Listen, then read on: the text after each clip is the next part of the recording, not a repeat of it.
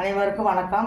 இன்றைக்கி தக்காளி தேங்காய் பிரியாணி எப்படி செய்முறைன்னு பாருங்கள். அரிசி ஒரு கப் எடுத்து ஊற வச்சுருக்கிறேன்.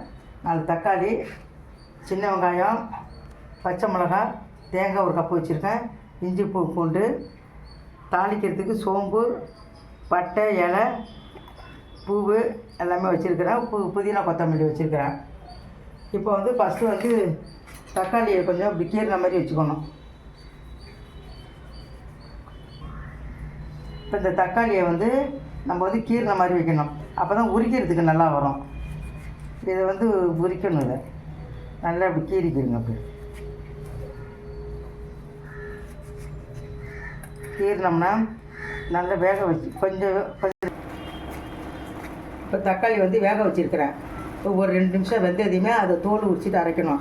அதுக்குள்ளே தேங்காய் மிக்சியில் போட்டிருக்கேன். இதை போய் அரைச்சிட்டு வந்துடுவோம். தேங்காய் பால் எடுக்கணும். இப்போ தக்காளி கீழே எடுத்து வச்சுட்டேன். அந்த தண்ணி அதில் வடிகட்டிட்டேன். இது இப்படி உரிக்கணும். எவ்வளோ அழகாக வருது பாருங்கள். இதை உரித்து எடுத்துடணும். இந்த தோலை நம்ம உரித்து எடுத்துட்டோம்னா ஈஸியாக இருக்கும். உரிச்சிட்டு மிக்சியில் போட்டு அரைச்சிடணும். அதை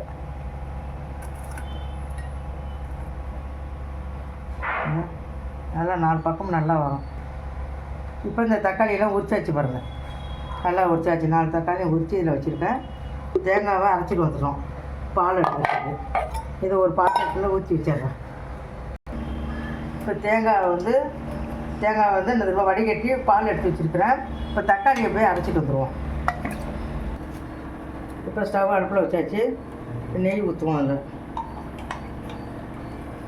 இந்த சாப்பாடு ரொம்ப நல்லாயிருக்கும். செஞ்சு பாருங்கள். நீங்கள் சாப்பிட்டு அப்பப்போ எனக்கு கமெண்டில் சொல்லுங்கள். இப்போ தேங்காய் எண்ணெய் ஊற்றுறேன். நான்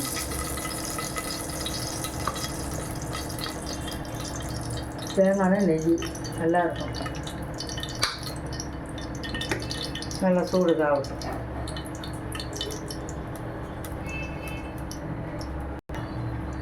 பட்டை, சோம்பு அதெல்லாம் அதில் போட்டுருவோம். அதில்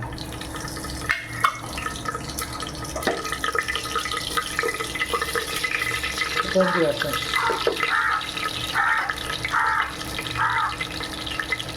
இது செவந்து வந்துருச்சு. இதோட சின்ன வெங்காயம், 4 பச்சை மிளகாய் எடுத்து வச்சுருக்கிறேன்.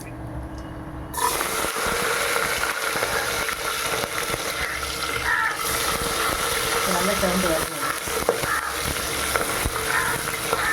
டேஸ்ட்டாக அரைக்காமல் நான் நசுக்கி வச்சுருக்கிறேன். இஞ்சி பூண்டும் அதான் நல்லாயிருக்கும் சாப்பாடுக்கு. டேஸ்ட்டாக அரைச்சி வச்சுருக்கேன். நான் நல்லா செவந்து வரட்டும்.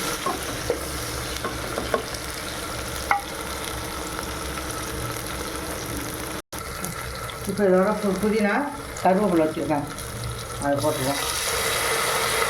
அந்த பச்சை வாடை போகிற அளவுக்கு வறுத்துருவோம். அதை இப்போ இந்த அரைச்சி வச்ச தக்காளி வச்சுருக்காங்க. இதோட மசாலா பொருள் இப்போ சேர்த்துக்க மாட்டேன். மிளகாத்தூள் ஏற்கனவே பச்சை மிளகா போட்டிருக்கோம். தேவையான அளவு மிளகாத்தூள் போட்டுப்போம். அப்புறம் தனியாத்தூள் கொஞ்சோண்டு தேவையான தனியாத்தூள் தலை போட்டுருவோம். மூணையும் நல்லா அந்த பச்சை வாசனை போகிற அளவுக்கு இஞ்சி விட்டுறலாம்.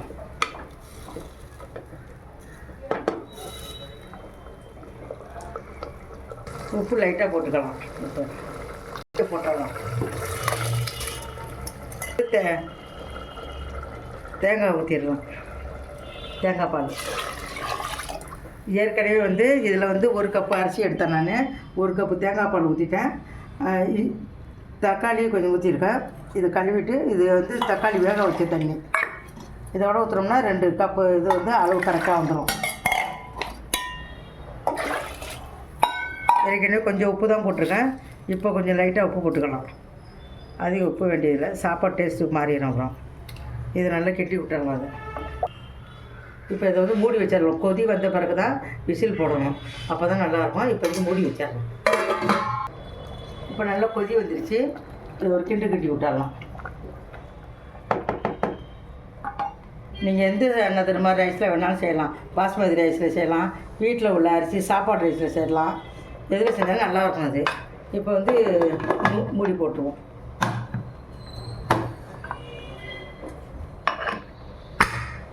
ஒரு விசில் வச்சாலே போதும். விசில் வந்ததே ஆஃப் பண்ணிக்கலாம். 2 விசில் ஊற்றி இறக்கி வச்சுட்டோம். சாப்பாடு நல்லா கிண்டி விட்டுக்கலாம். நல்லா பொல பொல. இப்போ சாப்பாடு இதில் எடுத்து வச்சாச்சு பாருங்கள். நல்லா பொல பொலன்னு நல்லா இருக்கு பாருங்கள். ஒன்றோட ஒன்று ஒட்டாமல் நல்லா இருக்குது. இதோட மேலே வந்து கொத்தமல்லி கொஞ்சம் தூவிப்போம்.